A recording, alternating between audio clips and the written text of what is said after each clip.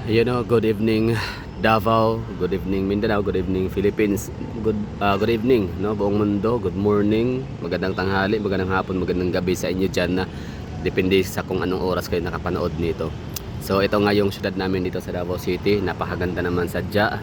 Kaya nga ang mga taga Davao City ay napakataas ng kumpiyansa na sabihin humiwalay na lang ang Davao City sa Kamaynilaan. Ibig sabihin nun kahit Mindanao, no? Oo, pero sa akin kahit Davao lang, no? Totoo yan, kahit Davao City lang hihiwalay. Kumbaga ang pagkakaalam ko, Davao City and Singapore ay halos magkasing laki, magkasing lapad. So yun nga, no? Mas malaki pa nga pala talaga si Davao City kumpara kay Singapore. So kung nagawang humiwalay ni Singapore kay Malaysia, magawa rin nating humiwalay sa Pilipinas ang Davao City. Partida yung Singapore pa dati, ano daw yun mahirap yung Singapore dati. Kumbaga no, humiwalay sila sa Malaysia, mahirap na daw, mahirap ang Singapore. Hanggang sa ito ay nagpayaman, no. Samantala itong si Davao City, mayaman na, top 5 wealthiest city in the Philippines with a GDP of 600 billion. Oo, so alongside with Quezon City, City of Manila, Makati City, and Taguig. So ibig sabihin, ganyan ka astig ang pamumuno ng mga Duterte, to the point na kanya talaga makipagsabayan sa mga dambuhalang syudad sa larangan ng ekonomiya, no? So grabe yung ang Makati City, ano yan, siya yung tinatawag nating business hub capital, ano pa tawag dyan? Basta basta BPO, ano pa man tawag dyan, business capital or business center, no, of the Philippines ang Makati. Tapos ang Quezon City iba ay maliban sa malaki na kanyang land area sa Mega Manila, andyan din ang Land of Stars. So dyan pa lang sa mga taxes ng mga artista, grabe, dagdag sa GDP. Maraming mga pinagkukunang yaman, resources ang Quezon City. Of course, City of Manila, capital city, one of the oldest city in the Philippines. And Taguig, no. So isa rin sa umuusbong talaga na syudad sa Kamaynilaan ang Taguig. And of course, Davao City. Who would have thought Davao City from far away from the Imperial Manila maipasok sa top 5, to the point na to think na Davao City is situated sa red spot na Mindanao, na talagang hindi siya talaga maganda, no, ang kanyang dinig or kanyang tawag nito. Basta ang Mindanao ay siya, no, parang ang tawag dito, infamous, no. Mindanao is infamous island in the Philippines in terms of siya, parang dahil sa mga mga rebelde o insurgency, terrorist groups, at kung ano pa mga terrorist group, mga Abu Sayyaf, no, mga ganun, bomba, giyera. So yun naman kasi generalize lahat ng lugar sa Mindanao. Pag sinabing Mindanao, red alert agad yan, no? So meron talagang travel advisory na Philippines is safe to travel except Mindanao Island. Totoo yan, no? Mindanao Island, hindi talaga sa safe puntahan ng mga foreigner. Kung doon ka pupunta sa may bandang mga mga impoverished area of the Mindanao. So anong lugar ba yung basta hindi lang naman Mindanao, kapag impoverished area talaga yung lugar, ibig sabihin maraming mga mahihirap ba, no, to the core, mahirap to the core. Sa Davao City may mga mahihirap din naman dito. Good thing lang sa Davao City, siya, well disciplined ang mga tao dito. Pag may mawalan cellphone kagabi, nakatuwa talaga ang Davao City, no, very consistent, and glad to know na andyan pa rin yung Davaoeño culture. Kasi kagabi mayroong nawala ng cellphone, andun, binalik sa ang nakapulot na ordinary citizen lang din, binigay niya sa mga staff o sa mga bantay. Tapos yun, pinasa, finoward sa stage, at yun in-announce. So ang pangalan, nakalimutan yung pangalan, basta ang galing sa Davao City, no. So kahit pa may mga impoverished area ang Davao City, no, meron kaming dito, hindi ako hypocrite, ha. I'm not a hypocrite person para sabihin ko na walang mahirap sa Davao City, no, despite sa pagiging sobrang yaman ng Davao City, to the point na naglanding siya sa top 5 wealthiest city in the Philippines in GDP. Still, Davao City recorded or meron tayong naitalang dito, 5% na poverty incidence. If parang 4.7 or 4.9%. Yan, poverty incidence. So ibig sabihin ng poverty incidence ay walang kakayahang purchase ng mga basic necessities, mga basic needs, for example, bigas, kanin, bigas, pang-ulam, gamot, damit, shelter, no? Pambili ng bahay. Ano pa ba? Shelter means bahay, no? Like wala kang pambiling mga basta wala. Pag ibig sabihin nun, para ka lang ano, parang andiyan ka lang nakatira sa lansangan, parang gano'n, no? So wala ka talagang bahay. May bahay ka nga, wala namang kuryente, parang walang tubig. So ibig sabihin ho nun, bilong ka na sa poverty incidence dito sa Davao City. So that's 4.9%. Pero tingnan niyo yung ano nyo, sa inyong lugar ho ninyo diyan, baka sabihin niyo, mahirap pala ang Davao City. Bago niyo sabihin na maraming mahirap sa Davao City, tingnan niyo rin ang lugar ho ninyo, baka ang inyong poverty incidence ay umabot na ng 10%. Pag that's the case, ibig sabihin ay may problema sa inyong government, no, sa inyong local government. Baka ang kapirahan sana na pang tostos para pang kahit paano pang ayuda, no, para sa mga mahihirap, baka ginamit na yung mga politician na yung mayor dyan. So dito sa Davao City, mayroon kaming mga impoverished area dito, pero hindi ka takot pumunta. For example, yung mga kahabaan ng boulevard, no, from Barangay 21-C hanggang sa 76A sa may Bukana, no. So kahabaan ng boulevard ho yan, means coastal areas ng Davao City, no. So may mga mahihirap ho dyan, mga slums lang yung mga sa slums na ang tawagin nila, yung mga informal settlers. Marami dyan, pero pag pupunta ka doon, ang mga tao dyan may mga dangal, may mga dignidad. Oo, may dangal at dignidad. Ibig sabihin, pag pupunta ka doon sa lugar nila, hindi ka talaga hold upin. Oo, bagkus, pag malaman ng dayo ka, pwede ka pa nilang ano, no? Pwede ka pa nilang protektahan. Pero walang ganun dito sa Davao. Like every corner, every sulok-sulok, kasulok-sulok sa Davao City is still safe, no? And malinis pa din. Okay, compare mo sa lugar ng sabihin natin Kamaynilaan. Alam niyo sa Manila, hindi mo na kailangan pumunta ng ng mga liblib na lugar. You don't need to go to slums area of Tondo or kung saan pa man dyan para lang maka-experience ka ng hindi maganda, no. Mag-ano ka lang, just walk around the corner of EDSA. Just around the corner of Taft Avenue. Punta ka ng Rojas Boulevard ng Manila. Diyan pa lang, no, talagang ma-hold up ka na, mas-snatch ka na dyan, masaksak ka pa kung di oras.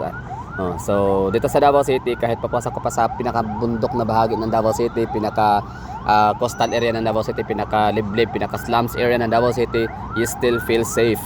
Kasi nga ang Davao City ay ano, no, talagang proudly raised by Dada Dutertes, no. So kapag dito ka sa Davao lumaki, dito ka nakatira ng medyo matagal-tagal na, talagang nakukuha mo na, no, na-adapt mo na yung kultura ng mga Davaoedio na yan ang magiging ligtas. Ibig sabihin is ano siya, hindi mga abusado mga tao dito, hindi magnanakaw, hindi snatcher, hindi pickpocketer, hindi scammer. Siguro may mga certain ano, no, pero wala akong narinig ng mga may scammer dito. Sa ibang syudad, oo, alam ko yun, no, nag-online pa nga, parang ang scammer ay online, ano siya, parang online personality, ano pa tawag dyan, internet influencer nga siya, no. Tapos ang mga nabibiktima niya, madami-dami na nagreklamo, so through social media na rin.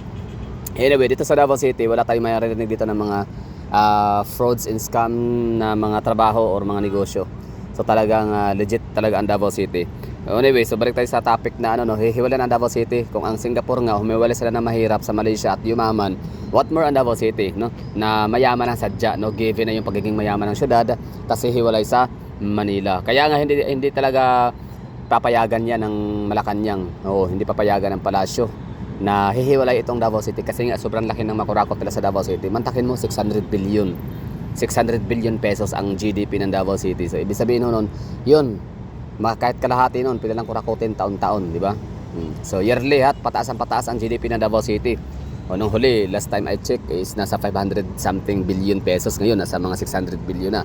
So ganyan ka astig ang Davao City, ganyan ka tatag ang ekonomiya dito, ganyan kadabis mamahala ang aming mayor, ganyan kadabis ang mga tao, ang community itself, no. Hindi naman kasi magagawa ng mayor yan kung walang pakikipag-cooperate ng mga Davaoenyo. So kaya nga papasalamat dito lahat-lahat, no.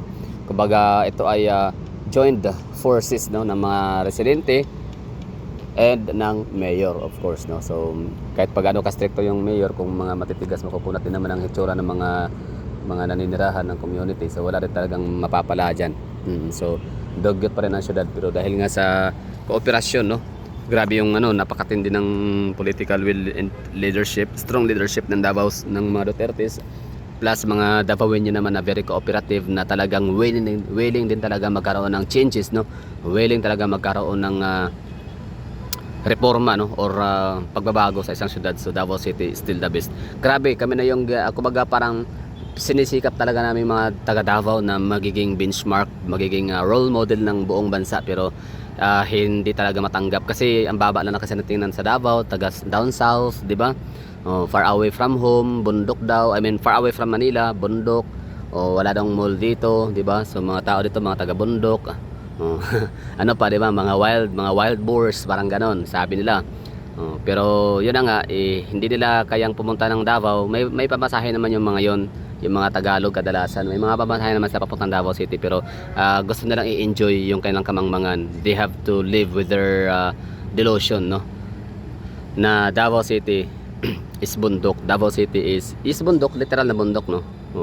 Pero bundok ba means ano siya, uncivilized. Walang bundok, I mean walang gusali, walang shopping mall, parang mga gano'n, no? So gusto lang manirahan sa ganong kabubuhan. So kaya kahit mayroon silang pambiling ticket papuntang Davao, hindi lang ginagawa yon kasi nga mabago ang kanilang paningin, no? So parang magiging kalaban nila ang sarili pagkatapos silang paniwalaan for the longest time na ang Davao City ay ganun, nakakatakot, delikado, lugar ng mga drug addict, ang mayor daw ay addict, ganun, no?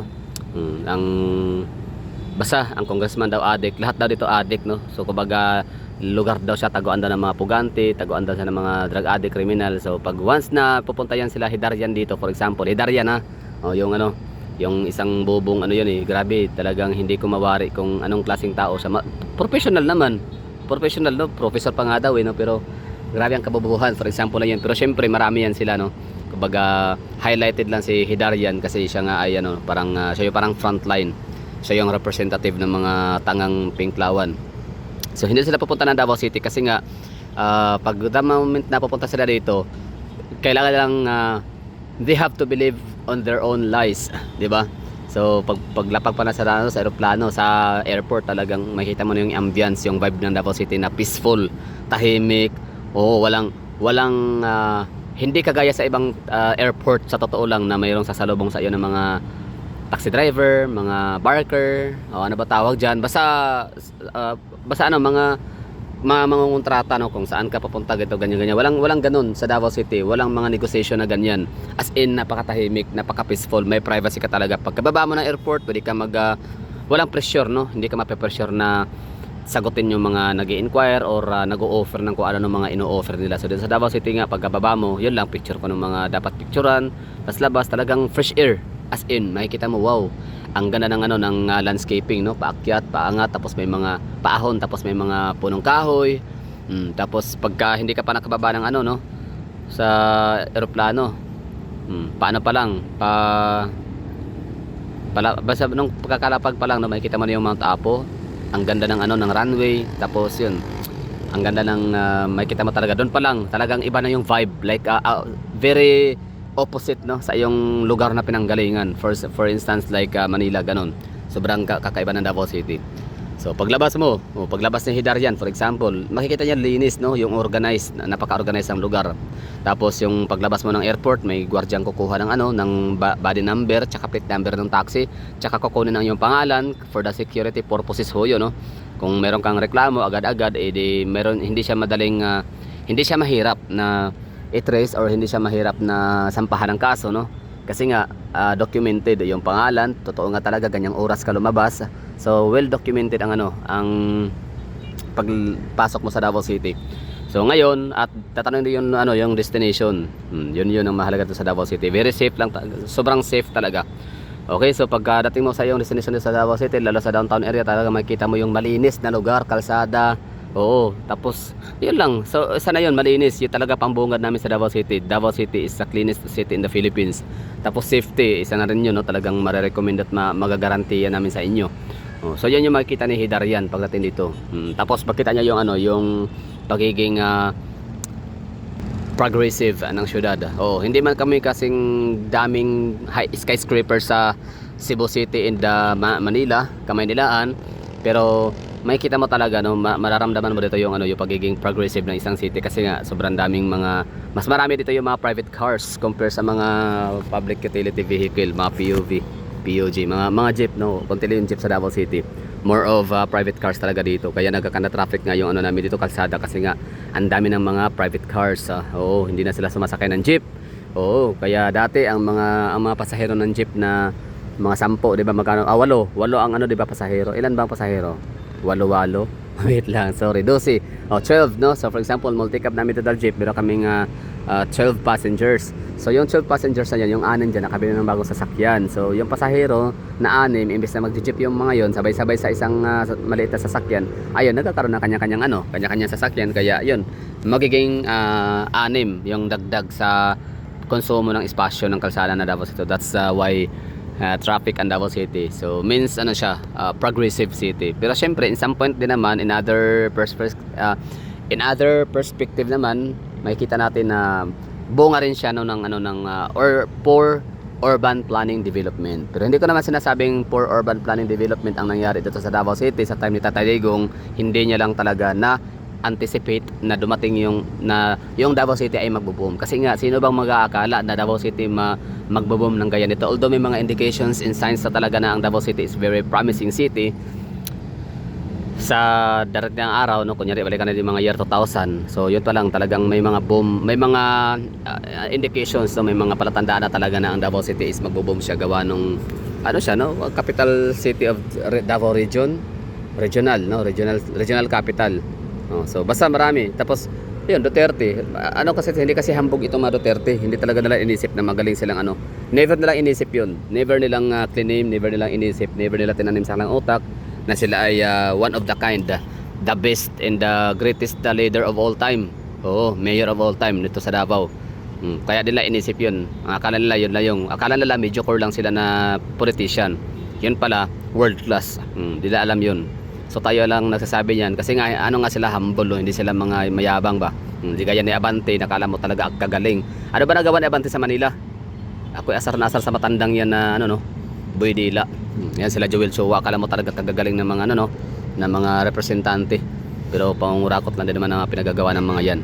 Anyway, balik tayo sa Davao City, no. So pagkababa ng mga pinklawan na yan, yung mga anti-Duterte and anti-Davao, mga Davao haters, yan, hindi nila matanggap na ganyan kaganda ang Davao City. Tapos papasok sila sa mga fast food restaurants, like magkakaroon talaga sila ng culture shock sa Davao City kasi mantakin mo yung mga cellphone, laptop, iPad, iPhones, mga valuable items ay ginagawang pang reservation ng mga lamisa.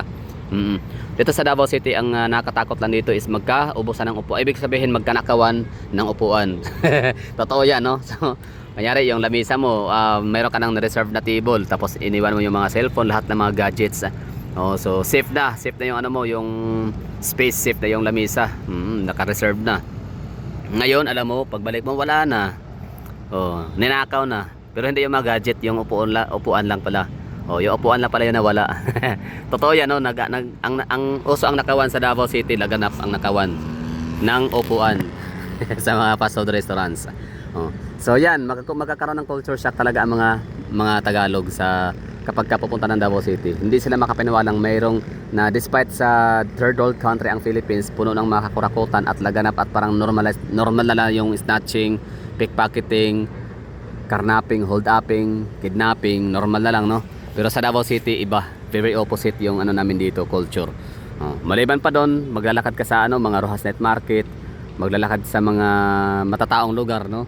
Mga public market ganun. So talagang may mga tao, makikita ka na ang mga cellphone ay nakalagay lang sa mga backpockets. Oo, nasa likodan ba na pulsa ng mga pantalon nila at mga short. Na para sa akin, hindi ko talaga marerekomenda yon. I mean, hindi ko siya, I strongly discourage kasi mahirap yun. Kumbaga, maibabalik nila man ang inyong wala baka mayroong talaga may mga snatcher talaga na sobrang baka nalulong sa sugal, no? Although wala namang ganong nangyari, pero wag, I don't know kung meron ba, baka hindi lang naitala, no? Pero wag ha, I highly encourage ho sa inyo, pero kung meron mga snatch, sana wag kayong mahuli. Ganun lang yun kasi meron lang kalalagyan, lalo pag malaman kung andun ako, tas talagang isa ko sa makikihati, no, sa korot, gamit ang nail cutter. Anyway, so Davao City, mayaman ang Davao City, so gusto naming humiwalay na lang sa Manila, Mega Manila. Gusto naming magkaroon ng kasarinlan, tapos yung magiging presidente namin ay kahit sino basta Duterte. So meron na kaming 1.8 million population, sapat na ho yun para mabuhay sa Brunei. Hindi naman sila umabot ng milyon pala, no? Nasa mga parang ano, 400,000 or 600,000 population ba sila meron. Pero napakayaman nila. So siguro ang wala lang sa Davao City, if ever na magkaroon kami ng kasarinlan dito, ay siguro crudo, yun, langis. Wala kami nun, wala kaming langis, wala kaming crudo. Pero hindi natin alam kasi sabi nga nila, ang oil deposits daw sa buong mundo ay matatagpuan sa Mindanao. Oo, pinakamalaki kumbaga yung crudo na matatagpuan sa Saudi Arabia ay mata lang daw. Oo. Mata lang ng mata lang mata lang. Samantalang ang katawan ay dito sa Mindanao matatagpuan. In fact, may mga lugar dito sa bandang Tagum City na pag meron kayong handaan, no, magkakatay ng mga baboy, baka, kalabaw, at ano pa mang kakatayin diyan, imbes na gagastos pa kayo ng gasol or ng kahoy, panggatong para pang init ng tubig, para pambalat, no, pantanggal ng mga balat ng mga karne, no, ng mga hayop na pinagkakatay, doon ka na lang pupunta sa barangay, kanukutan ba yon, na sisindihan mo lang yung tubig. Oo, basta merong tubig doon na parang sisindihan mo, aapoy, yun ba yun, basta meron doon. So ibig sabihin noon, meron tayong deposito crudo sa ilalim ng kalupaan ng Davao region, di ba? Ang galing, meron pala kami dito. So mayaman ang Davao City. So hindi na siya mahirap na palaguin pa kasi malago na nga siya, progressive city na siya, no? Unlike Singapore na mahirap sila, talagang gumapang sila sa lusak bago naging Singapore ngayon. So Davao City is already Davao City, top 5 wealthiest city in the Philippines. So sana hihiwalay na kami dito. Kasi magulo sa Manila. Pero willing naman ang Davao City na makipag-join, kita niya naman, ang dami tayong mga kababayan mga taga Davao City pupunta ng Manila, Kamandilaan, at nakikisigaw na Marcos resign, pero wala, hindi nakikipag-cooperate ang mga Tagalog. Grabe ang to the highest level ang self-entitlement ito mga Tagalog. Para bagang parang pati ba naman diyan, para sa pagbabago at reforma ng bansa natin, iaasa niya pa rin sa parang taga Mindanao pa rin ba yung gagawa. Grabe na to, totoo yan, nakaasar na sa totoo lang iisipin na pwede naman kaming manahimik dito sa Davao City, balik ang mga Duterte dito sa namamahala, mayor, no? Ba't pa sila maging presidente? Pwede naman sana. Tsaka ang baba na talaga ng tingin ng mga Tagalog sa mga Bisayaan, sa totoo lang, nakaasar na. Parang basta hindi man lahat, pero karamihan. Diyos me, marimar basa. So manawagan ako, no, na sana magkaroon ng plebisito na paghiwalayin ang Mindanao sa Manila, sa Pilipinas. Kung hindi man papayag ang mga taga Cagayan de Oro City, taga Zamboanga, Butuan, taga Jensan. Ang Jensan, hindi ako sure kung hindi sila sasama sa Davao, pero if that's the case na hindi sasama, okay lang, no. Hindi kawalan sa Davao City. Kaya naming mabuhay dito nang walang tuna galing sa Jensan kasi meron naman kaming tuna capital sa Davao. This is Mati City, Davao Oriental. So napanood ko yung kay White King, no, doon ko sa kanya nalaman na hindi hamak na mas marami palang tuna produce or tuna catch sa Davao Oriental kumpara sa Jensan. In fact, pala talaga siya, fun fact, no, ang mga tuna daw parang kalahati ito, lang naman to, no, halos kalahati daw ng mga supply ng tuna papuntang or kalahati ng tuna na nasa Jensan ay galing daw yan, huli daw yan galing sa area ng Davao Oriental. Hindi ako sure, pero yun lang, no. So ibig sabihin, kaya sabi ko nung napanood ko yung video ni White King tungkol doon, sabi ko kaya pala mas mura ang tuna ng Mati City kumpara sa tuna ng Davao City, na kung iisipin mas malapit ang Davao City sa General Santos City kumpara sa General Santos City papuntang Mati City. Yan pala, merong sariling huli ang Davao Oriental ng mga tuna, kaya ganun kamura. So yun na siguro, no, mga taga Davao, pagdasal natin yan na sana hihiwalay na tayo. Totoo yan, kasi kita mo ang ganda ng syudad natin, ang ganda ng ugali ng mga taga Davaoenyo. Talagang maganda ang pagpapalaki, no, ng mga Duterte. Talagang well disciplined ang mga taga Davao at masisipag syempre. Pero ayun, kumbaga madadawit tayo pag sinabing Pilipino. Kunyari may mga kawatan doon sa Kamaynilaan, no? So pag sinabing kawatan, mga Pilipino kawatan, magnanakaw, snatcher, so Pilipino ang binabanggit, so damay tayong mga Davaoenyo kasi Pilipino pa rin tayo. Samantalang kung ibahin na yung Davao, magkakaroon tayong kasarinlan, meron tayong sariling flag, sariling hymn, sariling pagkakakilanlan, no. So ang tao sa atin na tayo, we're no longer Filipino, we're all Davaoenyo. Ganon yun, no? Hmm. O di kaya Duterte yan, so di ba? Pero pangit naman. Ano lang, dapawin nyo na lang. Hindi rin siguro papayag ang mga Duterte na gawin natin silang ano, yung ating nicknames, no? Mga Duterte yan, so pwede rin DDS, so okay lang, no problem. Proud to be and always be proud of being DDS. So that would be all. Thank you for watching. Ano, so kayo ba, papayag ba kayo na magiging ano,